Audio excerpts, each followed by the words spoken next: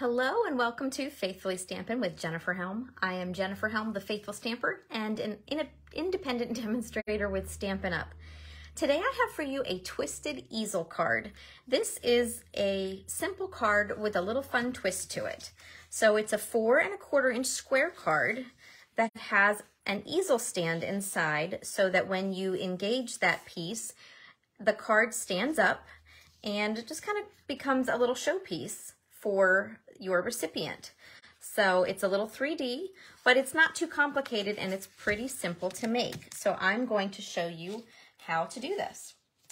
The first thing you are going to need is a piece of cardstock that is 8 1/4 inches wide by 4 1/4 inches tall. The great part about this is there's no real fancy folding, no tricky cuts or score lines. It's pretty basic. This is Bermuda Bay that I'm using. And what I'm going to do is grab my paper trimmer scorer and bring that over. And the first thing that I'm going to do here is take my 8 1/2 inch side, put that at the top, and go over to 4 1/4 and then score it at the halfway mark. And then I'm going to take the right hand panel that I just created, because I did 2 panels. From the right panel, I'm going to go from the top right corner down diagonally to the very bottom of that score line at the middle point. And this is going to create that score line on the front so that we can create the easel portion of the card. So I like my paper trimmer score just for this reason. It makes this so simple. I can line up the corner of my cardstock and then the score line here that I'm aiming for diagonally along that cutting track, except I'm just going to score. I'm not going to cut. So I'm also going to bring my score blade into the middle instead of going from the top, just so I don't accidentally catch that cardstock and wrinkle it. And just go back and forth a couple times. And then we'll revisit the paper trimmer in a moment. But so we have the score line down the center and then the diagonal here. So if you fold it in half and then open it up and fold the diagonal line, you've already created the basis for your card. The next thing you are going to need are 2 pieces of designer series paper that are 4 inches square. These are from our Pretty Prints Designer Series paper pack. There are several different colors: Calypso Coral, this is Bermuda Bay, and there's, I think it's Blackberry Bliss. Lots of tongue twisters in our color family that are in that pack of paper. So I am using actually 2 sides of the same paper, and one of these is going to be for the inside, and then one is going to be for the outside of the card. So I'm going to go ahead and glue this on the inside first. You can decorate your card, however you like. For this inside piece, I'm not using any special adhesive. I'm just using my Stampin' Seal tape runner. I'll talk more about adhesives here in a minute. And then just give that a press. Now for the front of my card, I'm using this side of the paper, and I got to thinking after I glued my whole card together here, I like it, but I feel like this is just a little bit on the plain side. So I'm gonna jazz it up really, really quickly with a really simple thing. And all I need is a stamp and a piece of scrap paper. So I have my Stampin' Pierce mat because I'm going to be using a photopolymer stamp. Those are our clear stamps that don't have a cushion built in. And, oh, I have an even better idea. What I was going to do, I was going to use a speckle stamp to add some more pizzazz here to the card. But I think what I'm going to do is use this little floral bundle that I accented with on the inside. And I'm going to add to my envelope too. And I think that's going to look cute. So I'm going to stamp tone on tone, meaning I'm going to use Bermuda Bay ink on my Bermuda Bay paper. So you can do this with cardstock anytime just to create a little more depth to your paper. And I'm not going to stamp all over, and I probably could even re-ink my ink pad here when I'm done because my ink is looking a little faded, but it actually works here for the look I want. Okay. Now, just like that. What a difference that makes, right?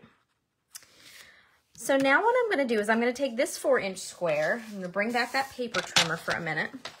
And I want to cut this into 2 pieces to glue on the front of that cardstock. So I'm going to cut diagonal, corner to corner. And again, just like I did with that cardstock, I'm going to line it up on the cutting track, point to point.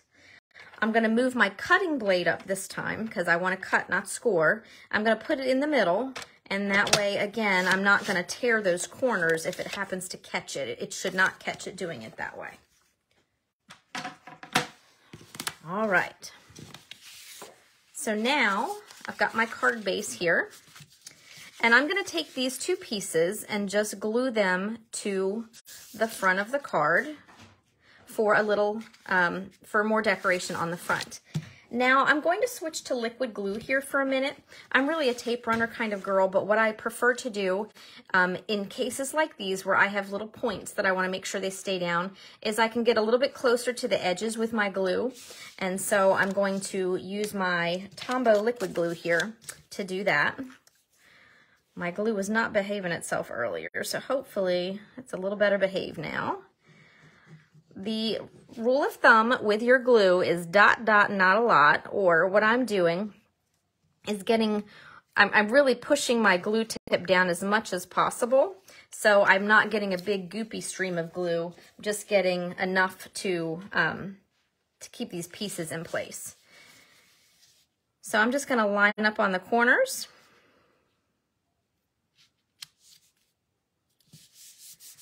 And then press down.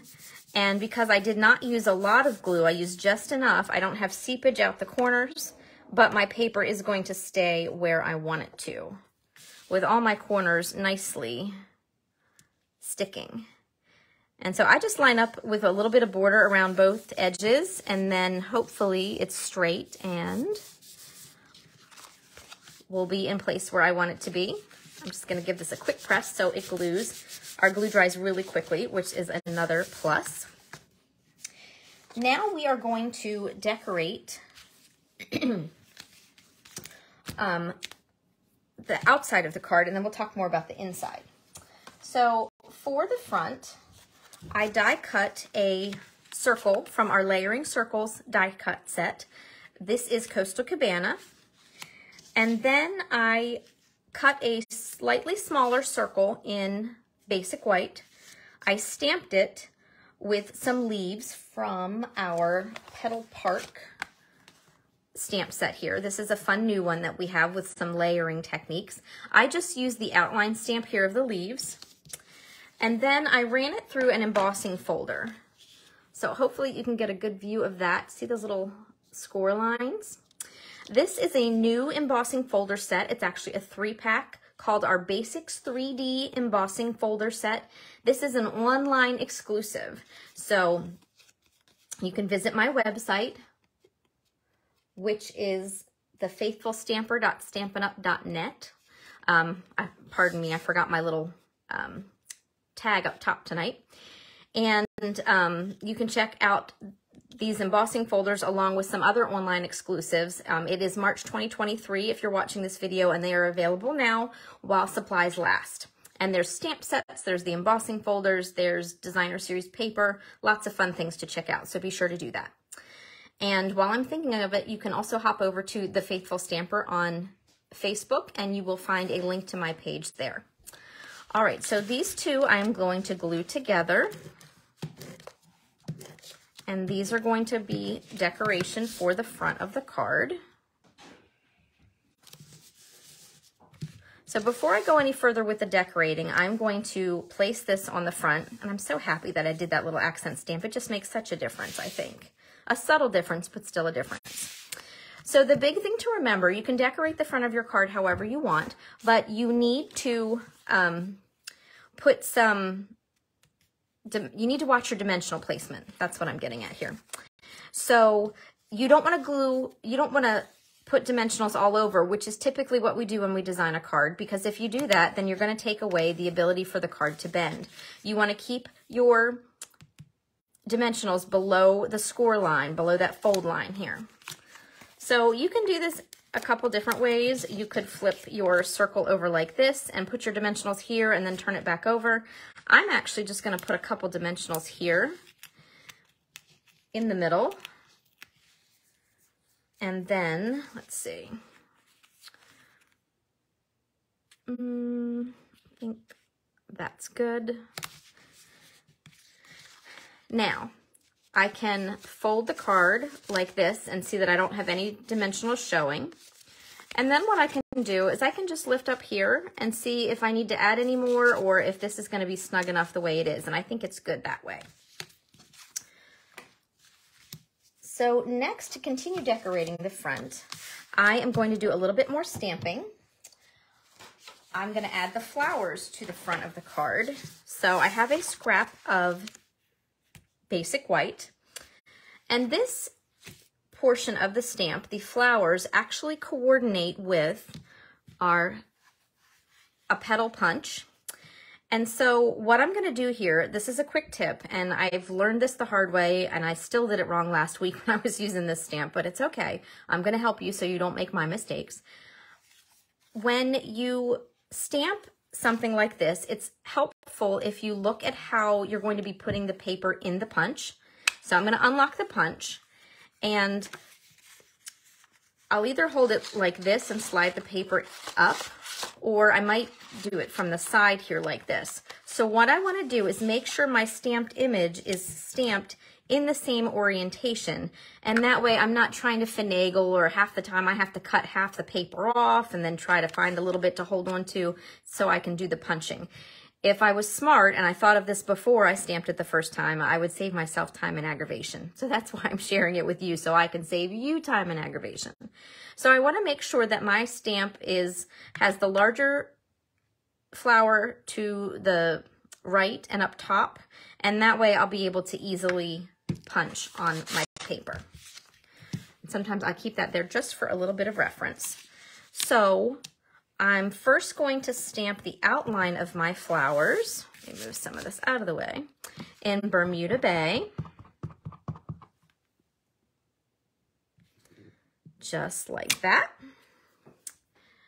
And then I'm going to switch gears for a moment to my Coastal Cabana. And I'm just pulling these colors right out of the Designer Series paper that I chose. Now I'm going to take the second stamp. This is the filler, as I call it, for the flowers. And since it's photopolymer, which is our clear stamps, I can line these right up. And there we go, just about perfect. Now my flowers are ready to be punched. So I'm going to take my paper, and you'll see here when I slide it into the punch, because I paid attention to how my stamp should go, I just saved myself a lot of trouble. So I hope you find that tip helpful. I love it when people share little helpful tips like that, because sometimes they can make all the difference in your crafting. All right, so there are my 3 flowers.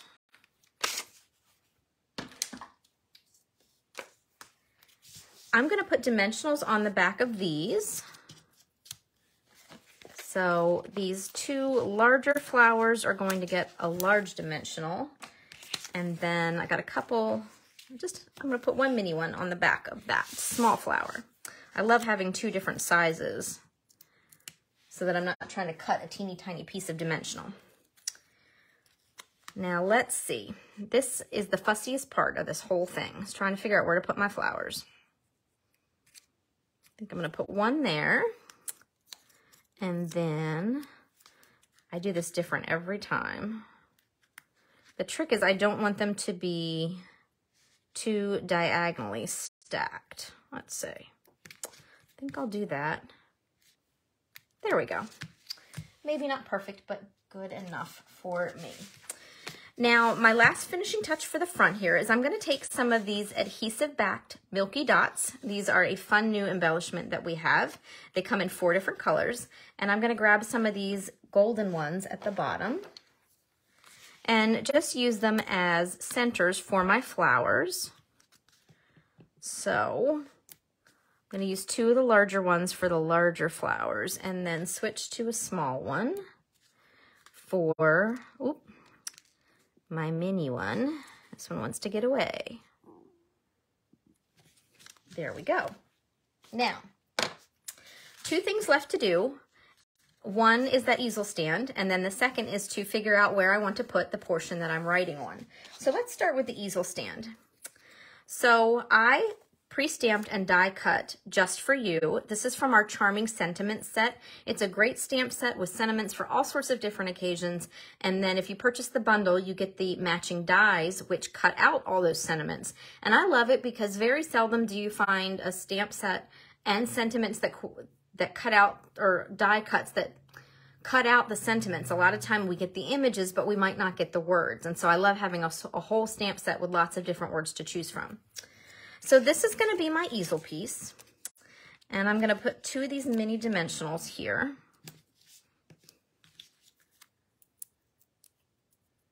And then I need to decide where I want to put my easel stand. So it's really up to you. You can take a minute and you can figure out how tall you want the front of your card to stand. If you want it to be taller, you want to push in further and put your easel piece further inside the card. But what I want to do is keep it right about here. So I'm going to hold the card actually for a minute and then put my Just For You here at the bottom. And that way my card stands up just like that. So play around with it a little bit. And you can use words here. You could use a shape. You could use a stamped image that you die cut or punch and put here for your easel stand. Really doesn't matter. So you have lots of different options with that piece. So there is the card just about finished. Now, one thing I noticed is that you don't have a lot of room to write on the card. You could write here at the top if you wanted to, but depending on the DSP you chose, it might be too dark or too busy to see the writing. So you have 2 choices. One of them is to take a 4-inch square of a colored cardstock, light color or basic white, and you could glue it to the back like this. Or you can take a 4-inch square just like that and do exactly what we did on the front of the card and cut it corner to corner and then glue it on the inside. And you can write your message here and here if you like. You could add a little accent. So it's really up to you. So here's the one corner to corner. And on this card, I'm actually going to do the panel on the back. So I'm just going to take my little floral stamp that you saw me put the accent on the front with. I'm going to stamp the corners really quick just to give that a little bit of an accent. And then this I will lay, it's easier to open the card up here. Make sure I'm gluing that to the right one. And then I'm just going to glue this to the back of the card. And then I have room to write a bigger message there if I want. Oh, and one more quick thing. I forgot to stamp my envelope. This will fit in a standard A2 card size envelope. So there we go. Quick and simple. And there are the 2 versions of that card. So the only difference was placement with my flowers and then adding that little bit of an accent there on that second card. So hope you liked learning that twisted easel technique. I do have more to show you. Made just a couple other samples. For this first one, I used another piece of Designer Series paper from that Pretty Print set. And this one is just Costa Cabana. I added some layering circles here. And I mentioned those 3D embossing folders, those basic sets. Here is another one. There's 3 in the set. So you saw the first one. Here's the second that I used for a background underneath the floral piece. And then this is a birthday card. So there is my easel stand. Sorry, these don't photograph particularly well here on video, but I think you get the idea. And then there's the inside, so I can write my message here. And then last but not least, I did a couple of Easter cards because Easter is coming in slightly less than a month. So here is one where instead of a circle or a big large shape on the front of the card, I used our sweet little bunnies from our Easter bunny set. One of them has a punch, the other two I fussy cut. And so again, dimensional placement was just a big thing. Here is the third embossing folder there of from that basic set. This one made me think of a golf ball. I used the Happy Easter for my easel stand, and I just used a rectangle piece of cardstock and snipped the ends. And then when I stand it up, this actually becomes a cute little table decoration almost. So, and I made a slightly different version of this card. The only thing that is different was I used two different designer series papers on the front of the card. These are the same paper, just the two different print sides, and so I flipped one of them when I was gluing them down, and otherwise the card is the same. So again, quick and simple, and lots of possibilities for different occasions. So I hope you enjoyed learning how to make that twisted easel card. If you have not already subscribed to this YouTube channel, I would love for you to do so.